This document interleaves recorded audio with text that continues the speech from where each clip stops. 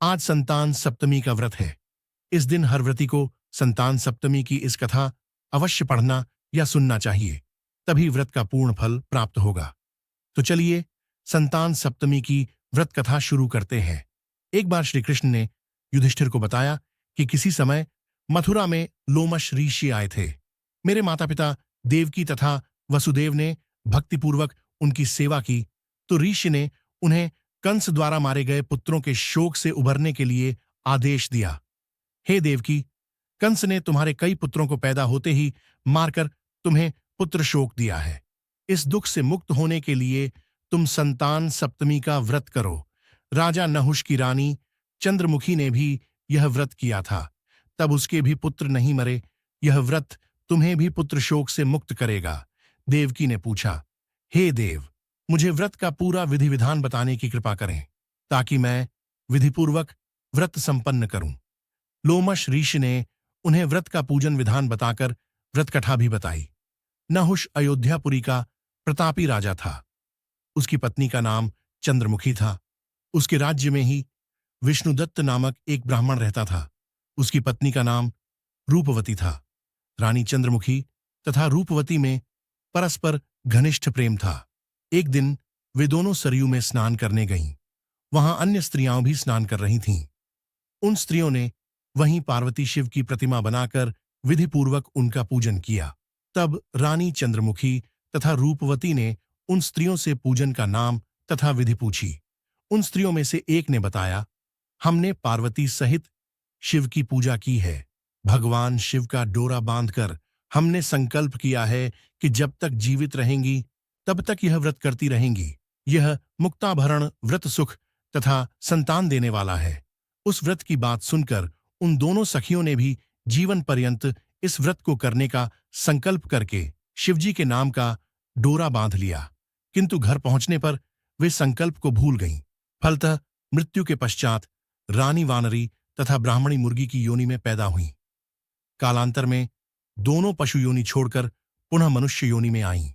चंद्रमुखी मथुरा के राजा पृथ्वीनाथ की रानी बनी तथा रूपवती ने फिर एक ब्राह्मण के घर जन्म लिया। इस जन्म में रानी का नाम ईश्वरी तथा ब्राह्मणी का नाम भूषणा था।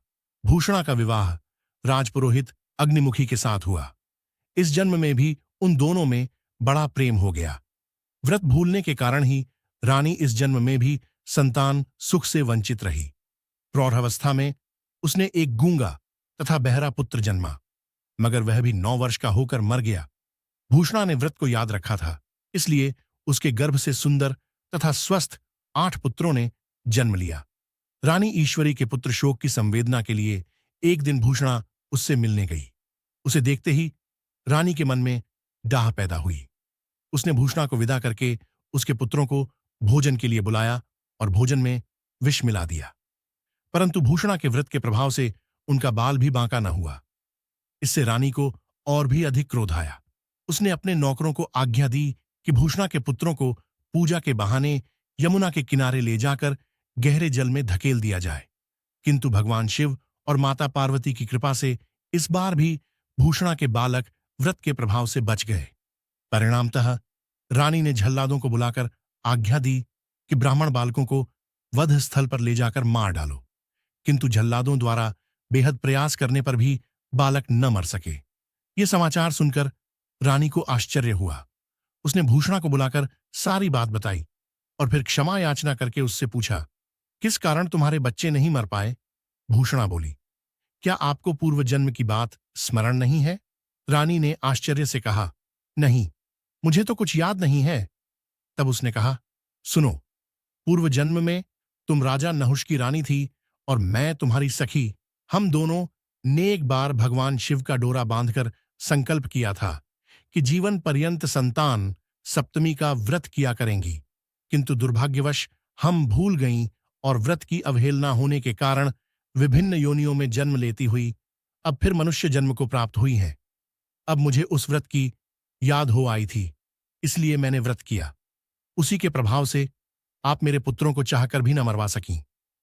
यह सब सुनकर रानी ईश्वरी ने भी विधिपूर्वक संतान सुख देने वाला यह मुक्ताभरण व्रत रखा। तब व्रत के प्रभाव से रानी पुनः गर्भवती हुई और एक सुंदर बालक को जन्म दिया। उसी समय से पुत्र प्राप्ति और संतान की रक्षा के लिए यह व्रत प्रचलित है।